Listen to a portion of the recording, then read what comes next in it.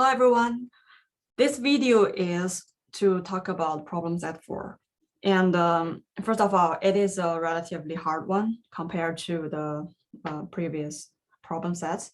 And there are many confusing parts going on, but it is a very, it's challenging, but also I believe it's a very helpful question for your practical, for your understanding of the practical world.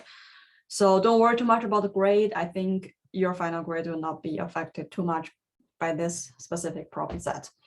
So let's get started. The first question, a small business owner. So this question is actually a conceptual question rather than a derivation question. So in the sense of math or calculation, it's actually very simple. However, it requires some economic thinking.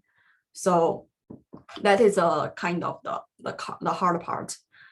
And I see many of you, I mean, most of you are overthinking this question. So let me explain it to you. You're a small business owner, and this is your balance sheet. You have $20,000 on account. However, this should not be touched, meaning it's used for emergency situations or for like here is for daily operations. So it means you don't actually have cash. But what is this paragraph talking about? This paragraph is basically saying you happen to have a very good investment opportunity, which is invest in the education of your single employee, kind of like human capital investment, and which requires $400,000 initial investment by cash. And it will generate this perpetuity in the future with every year $40,000. So here actually implicitly is stating the first question is this project a good one or not a good one? So here we use the NPV rule, which is very standard to analyze this situation. So in other words, you can choose to invest in your human capital or your employees' human capital or not, depends on if it is a positive NPV project. So let's see, this is to calculate the value of the investment. The NPV is just very simple. The initial minus initial investment plus the value of the perpetuity. So the NPV of this project is $100,000. This is the value of the investment. So until here, what the question tells you is basically two things. First, you have a good investment opportunity that you really want to explore because it will increase the value of your firm. However, that's the second thing, you don't have enough cash because the cash on account cannot be used. As a result, you have three options. You need to raise cash to try to explore the investment opportunity. So actually the first option is you choose just to let the investment opportunity go. You will not explore it, which means it will be exactly the same as before. So your value of your firm will not change, and you basically get zero NPV out of this. I see some of you get some results, like some different numbers for this one. So it means I think you might not understand the problem correctly. And the second one is to raise the cash, the $400,000 of cash. You choose to sell your property and rent it back. So this is related to the hint. Don't forget to account for the opportunity cost. What it means here is if you sell the property, you do get the cash because you sell the property. However, you have to pay your owner annual rent for $30,000 a year. So this is your kind of like the opportunity cost, because if you choose, you will lose the rent, but you will get the cash. So here comes to the point. In this question, you're analyzing everything in terms of NPV. If you choose option 1, you basically do nothing. So your NPV will be 0 out of everything. If you choose option 2, you basically do 2 things. The first is you sell the property and rent it back. This is the first NPV about your property transaction. There is NPV because you do the transaction. And the second thing you do is to invest in your employee education, which is the human capital of your employee. So that's the second transaction you're making, basically. So from these 2 transactions you're making, what is the total NPV out of it? That's, in other words, what is this problem set is asking you. In this case, from the first transaction, you sell the property and rent it back. As I already hinted in the Q&A before the submission deadline, this is assumed to be under market price. In other words, if everything is under market price, the NPV will be 0. So you can see here in this question, you don't know any information about, for example, the cap rate. Why that's the case? Because if everything is under NPV, your cap rate will simply be your annual rent divided by your sale price. In other words, it should be break even. You don't earn any money from this selling transaction behavior, and you don't lose any money because everything is under market price. So let me restate what I mean. From this transaction, selling the property behavior, you don't earn any positive or lose any like value from this transaction. So your NPV is also 0. As I said before, in option 2, there are actually 2 transactions. The first one is is about selling the property, which you earn 0 NPV, and the second one is to invest in the human capital, and you earn 100K NPV. So altogether in option 2, you will get 100K NPV. That's the value. It's very simple. There is basically no calculation here.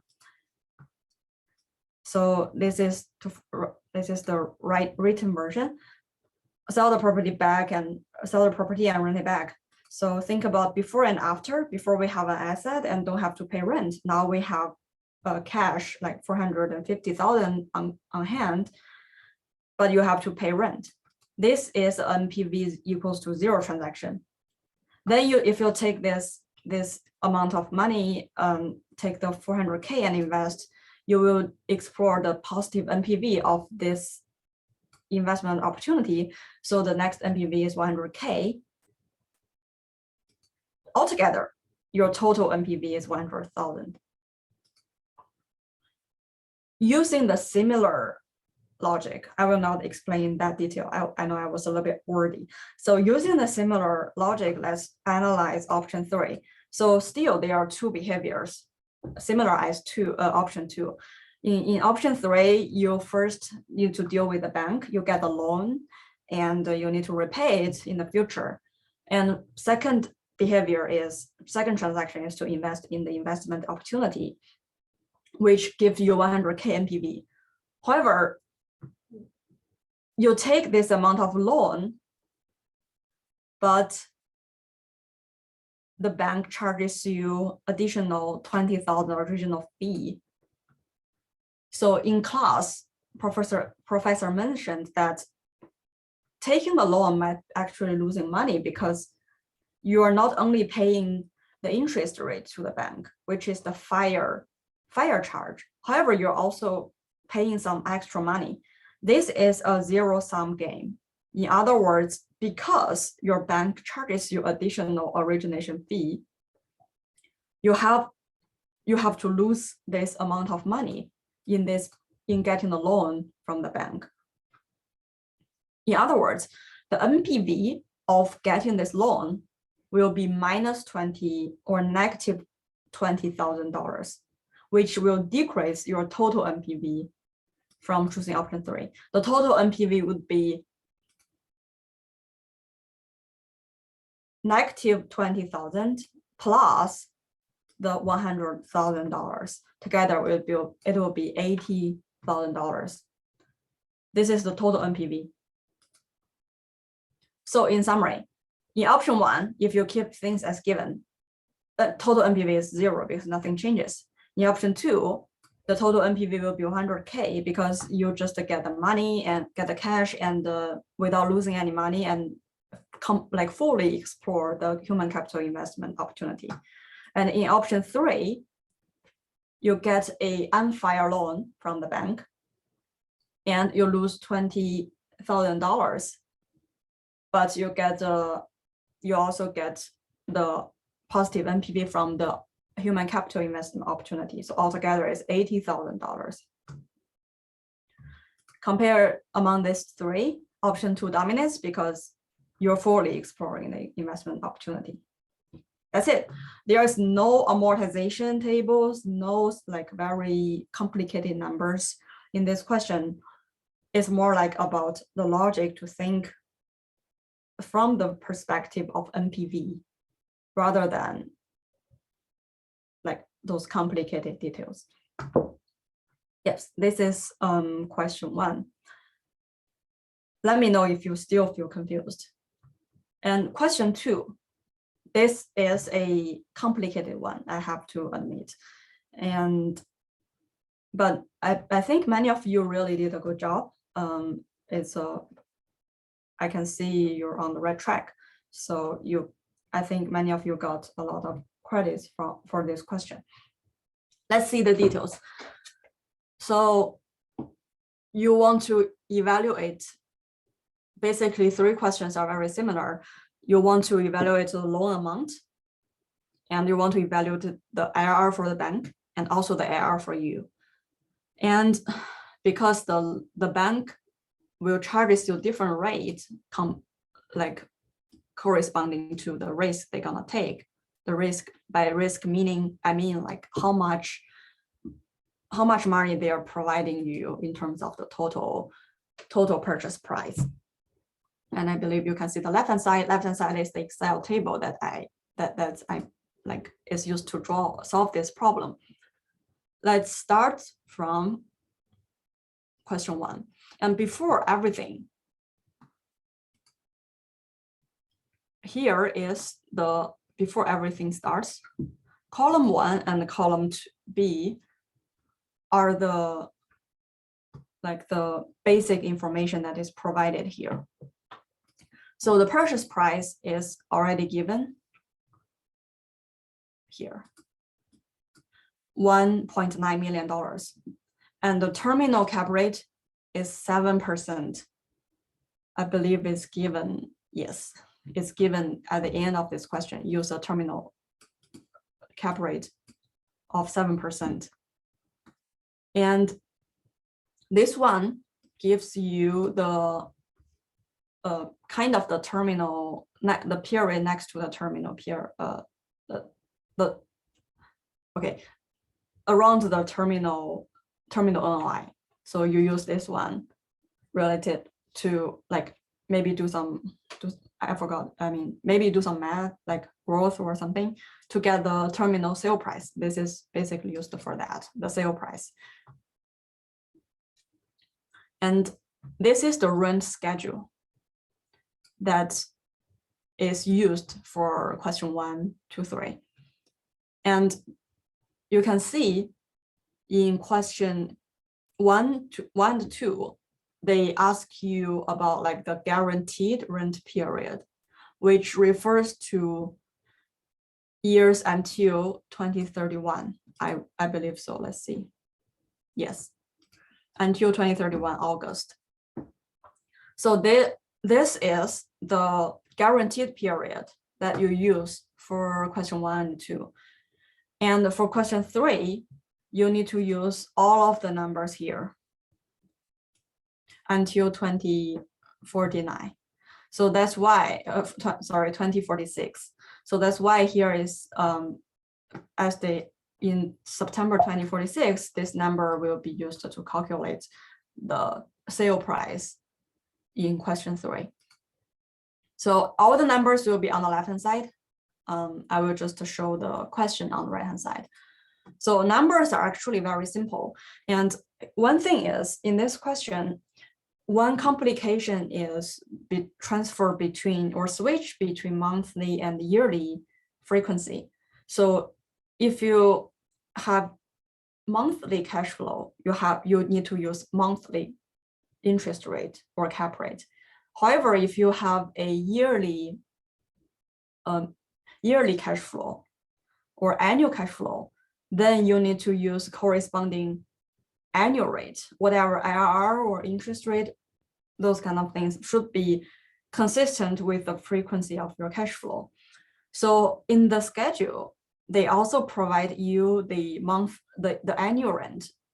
I think it's totally fine to use the annual rent, but I mean, very few people use that, but still you can use the annual rent, but in that sense, you have to use the annual rate, which is mostly like the rates here are mostly in annual basis. But as most of you do, if you use the monthly rent that listed here, you have to use the monthly rate. So in terms of monthly rate, there are 2 ways. The simplest way is to just get the average monthly rent, which is just annual rent divided by 12. So it's just a simply use the multiple at the multiply 1/12. However, you can also use geometric. And if you want to use geometric, you need to search a little bit about the math, and I believe that's very simple also. But those 2 ways both are fine. And I will also show you the IRR in both geometric and average sense terms, and you can see the numbers are actually very, very similar. So the first question, the loan officer examines the rent schedule and notice it's guaranteed until the end of August 2031. So she is offering you to use the entire rent amount during the guaranteed rent period. I believe I already made it very clearly in the Q&A and also in many of the emails I reply. To do this question, you use, from the bank's perspective, they just use the interest rate to discount future cash flow. And this sentence means whatever amount of rent you get from the NOI, you just pay everything to the bank until the end of the period. So some of you asked me, or the natural question will be, if you pay just all the rent to the bank, how do you as the investor gain money? That is only one-time gain because it's at the end of the period. So when you invest at the beginning, you wait until the end of the lease, which is at the end of August 21st. You wait until then and you sell the property at whatever price comes from the monthly rent and also the cap rate. After you sell it, the sale price, because it's for the whole property, it will be that much higher than your payment to the firm, especially compared to, especially if it's monthly payment, you just pay it like kind of small amount of money, like similar to the level of rent. And out of it, the residuals are all your gain. So in other words, to restate, you invest your equity at the beginning and then you earn the money at the end of the period when you sell the property. It is the capital gain after payback, the last period payment to the bank. So how to evaluate it? As I said, the main problem is what should be the right interest rate. So to find it, from the bank's perspective, the bank uses whatever the rate to discount the future cash flow. And if you have all the cash flow and if you have the rate, you will get the loan amount, because basically it's just the present value of all the future cash flow. And you calculate the ratio of the loan amount divided by the purchase price. And you have to make this ratio, which is also called loan to value ratio, consistent with the rate you find. For example, if you use 4.9% to discount all the future cash flow, after you get the loan amount, which is the present value, if you divided it by the purchase price, which is 1.9 million, it has to be not greater than 80%. If you find the number is greater than 80%, it's an inconsistency. You have to choose a different number. So let's see how it goes specifically. The rent is very standard. You can see until the August 2021 is just the scheduled amount, around $11,000. Then it is the next period, which lasts for, oh, it's a little bit frozen. Yeah, which will go all the way to the end. So like 9,000 something, 9,700 something. In question 1, at the end of the period, you don't owe the bank anything. It's just fully amortized over the long term. So balance is 0 at the end of the term. Follow what I already said. How do we do that? This is the beginning balance that you are trying to find. You can see, basically, it's just the present value of all the monthly rent until the end of August 2031, discounted by this interest rate. I put 4.9% here, but you can change to any number. But it should be at monthly frequency, as I said. So I divide it by 12. I use average method to get the monthly interest rate. So that's it. That's the beginning balance. And this is the amortization table here. You can see the payment just equal to the rent. Interest is the beginning balance times interest rate divided by 12. Again, it has to be monthly frequency. Principal is just the difference between payment and interest. Ending balance would be beginning balance minus the principal payment in this period. Everything is very standard. And from the bank's perspective, bank invest in this amount, beginning balance, and get all the future payment,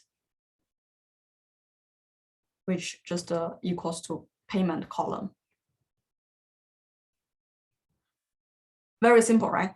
So, and here you can see in this case, the LTV, which is the beginning balance divided by purchase price, loan to value, it is 55.33%, which is lower than 80%, meaning 4.9 is the right number.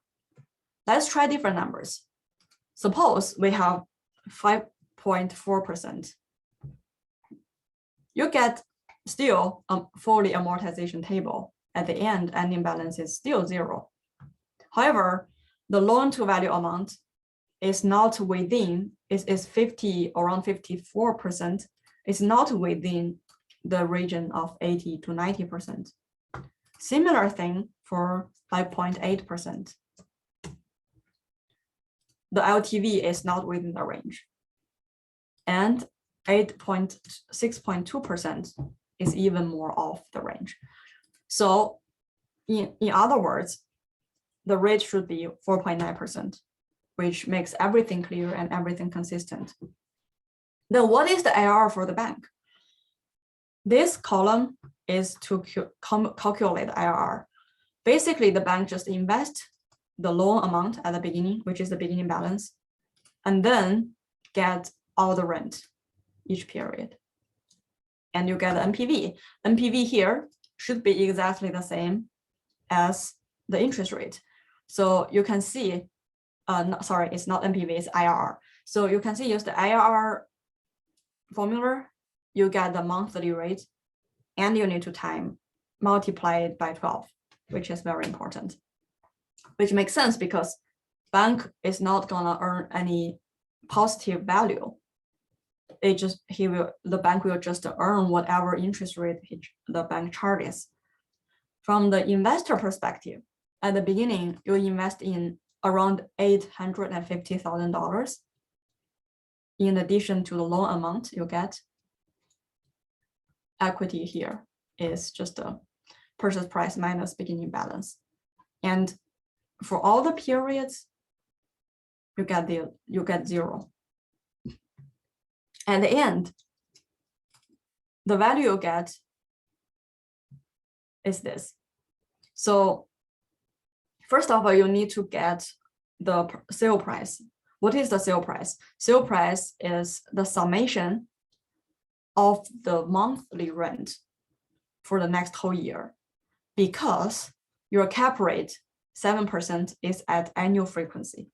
So you need to use this annual rent to be divided by the terminal cap rate to get your sale price.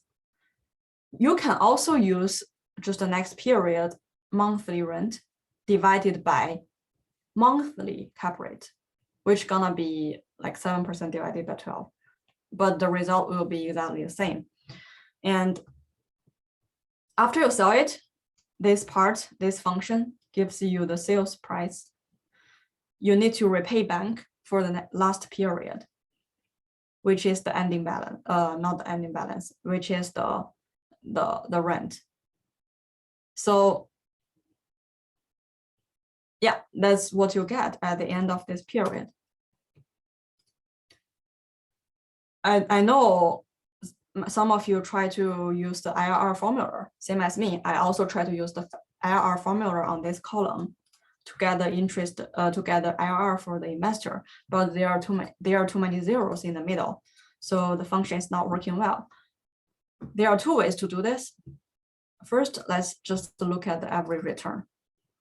You can see it is just there's a negative sign because the first the initial investment is a negative number, but basically it's just the last period divided by initial investment to the power of 1/139. What is it? 1/139 meaning there are, see the count number here. From next period to the end of the period, there are 139 months.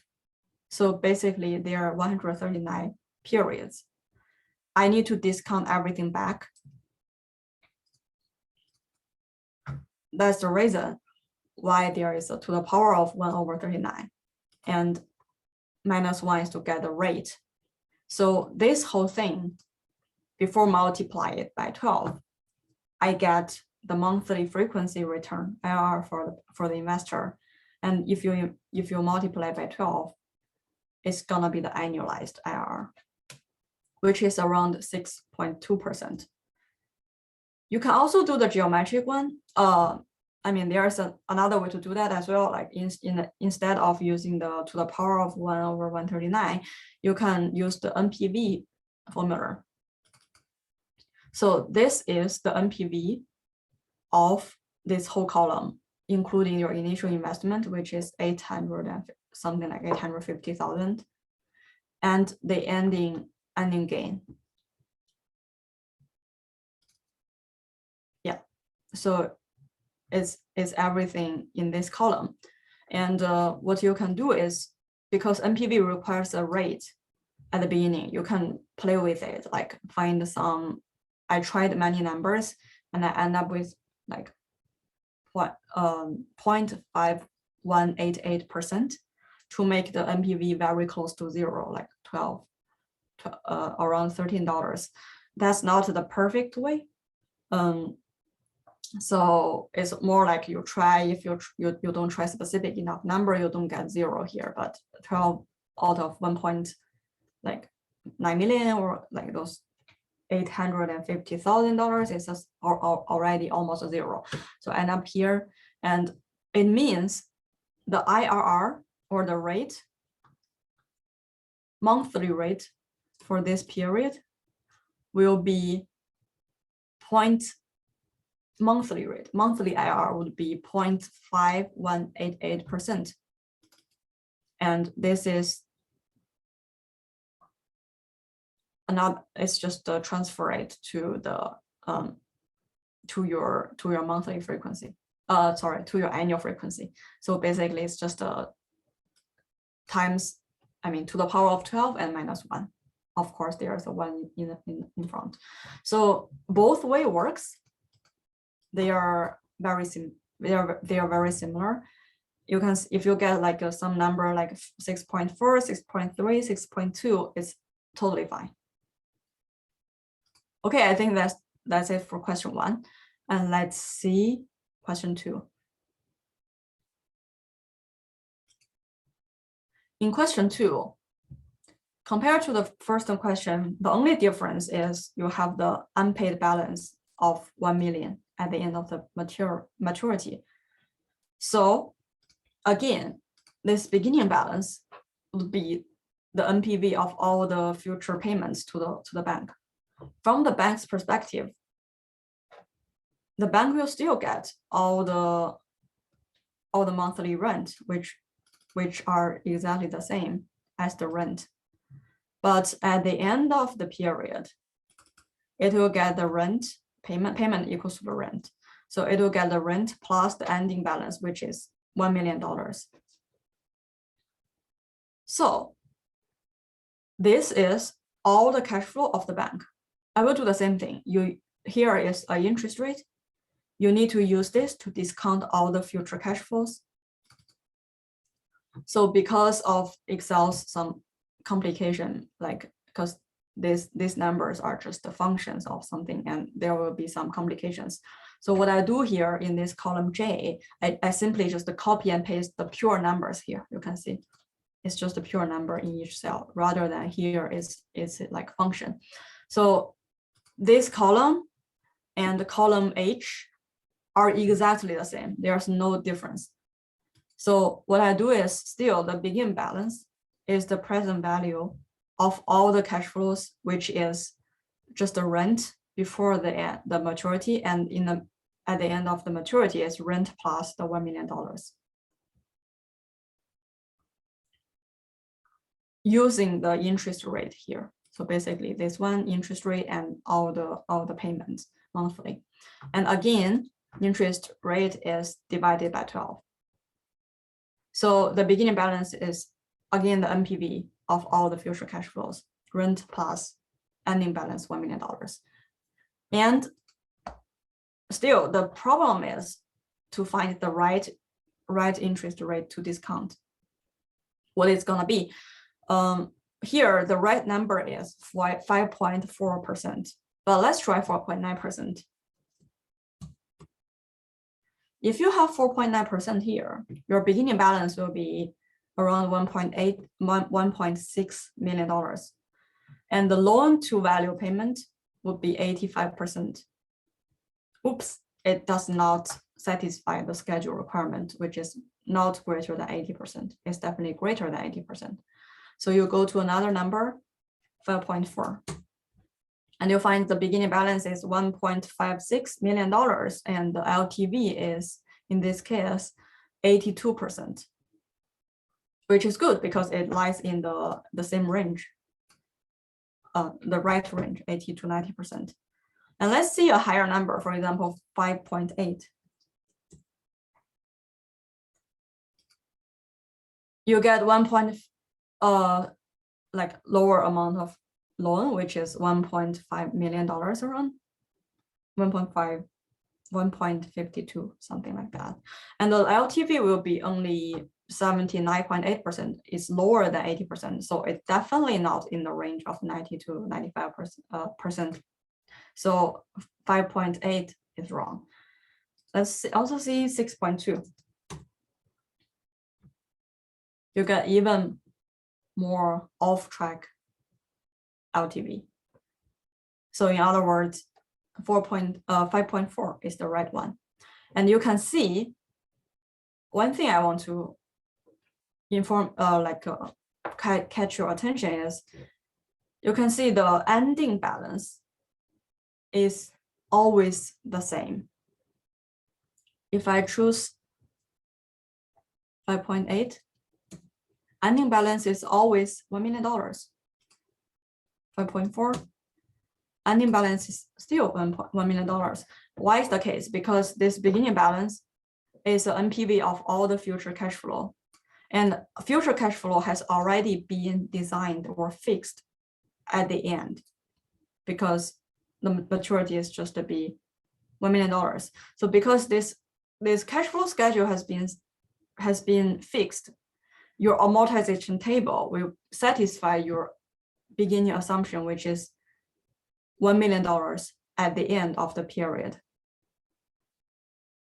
So in this case, the investor needs to invest around $340,000 as equity.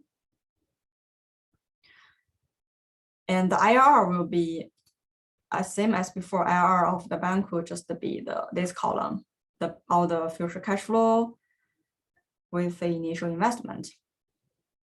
And for the investor, and for the bank, the IRR would be 5.4%, which is makes sense because there's no gain from lending the money. It's just the same as the interest rate. From the investor perspective, I already mentioned 2 ways to do that. Let me repeat it here. So still, investor only gets one-time gain at the end, which is here. Where does it come? It's just the same number. Sales price, same way as question 1. The sales price is just the next whole year rent divided by the annual terminal cap rate minus your last payment. In this case, the last payment will include both the rent and the annual balance, which is $1 million already settled down. And still, let's see how many periods there are. Still, see the count at the bottom. There are 139 periods. As a result, I used a similar way. So it's basically the sale price, or it's not sale price minus the bank payment. So it's like your terminal gain divided by initial investment to the power of 1 divided by 139 minus 1. This is the monthly IRR, and you need to multiply it by 12. You will get 6.77%. And you can, another way is use the function of NPV to try different numbers. Clearly here I spent much more time and efforts.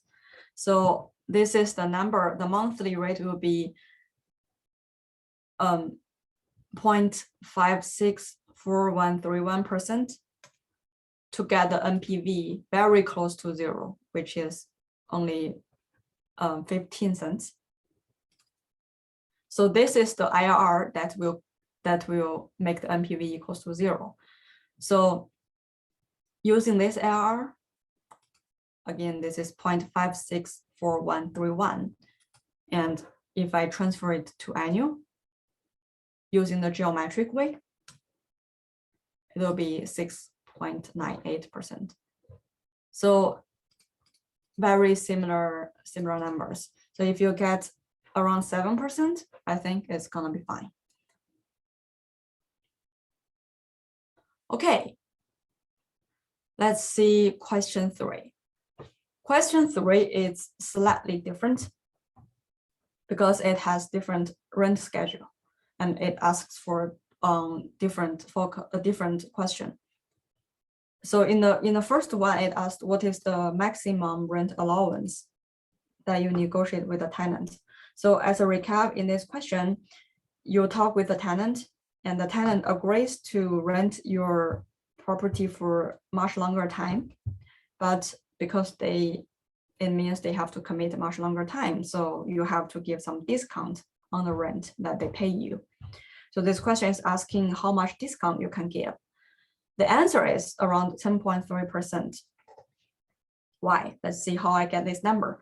So the new schedule would be from 2022 February all the way to August 2046.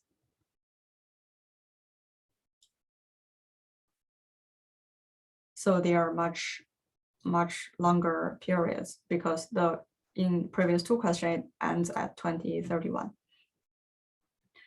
And the setup is here you have a rent allowance. This is the right number, but you might have different number. And interest rate is settled because you plan to get 95% of loan from the bank. So it's already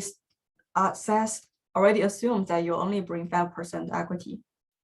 So the bank have to give you 95% loan. And if you have 95% loan, interest rate is 5.8%, not 6.2 because the equal mark is here. So this is already assumed. So this is a constant number. And equity is actually also assumed because beginning balance is already assumed. It's just the purchase price times 95%. And this is also assumed. This is also assumed. So beginning balance, LTV, equity, interest, all these numbers should be just fixed at the beginning. It will not change along this question. The only thing that is gonna change is 10.3. It's the discount, a rent discount. The answer is 10.3, but you have to try different numbers. Still, the amortization table is here.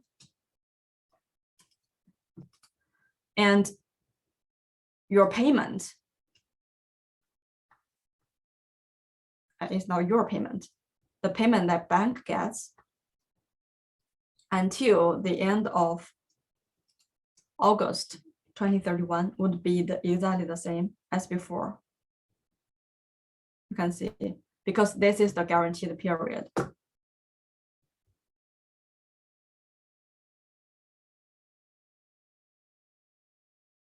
So, sorry. It might be a little bit confusing, but this rent discount only applies starting from September 2031, because this is the period that you negotiate with the tenant as the extra period they need to commit. So you can see all of those numbers here are times. So for example, this number is the rent, scheduled rent times the discount. So it's 1 minus the discount. And same here, everywhere, starting from September 2031. This is the payment, right? And the beginning balance, again, same as in the previous two questions, the beginning balance would just be the discounted future cash flow using the interest rate as the discount. So still, because of Excel, I just this is exactly the same cash flow as the payment column. So this column is exactly the same as here. You can treat them as pure number. Again, oh, by the way, it asks like the ending balance to be around 1 million. So here, in the end, I use like 1 million plus just the payment. This is just the same as the payment. So this column is the cash flow that the bank will receive. And this number is the discounted value, a present value of all of the cash flows that the banks receives using the interest rate 5.8% divided by 12, transfer it to monthly frequency. So this is the value that you get, that the firm get, which should be equal to the loan amount. Okay, then you might be a little bit lost. So the goal here is, after constructing everything, this present value should be the same as the beginning balance.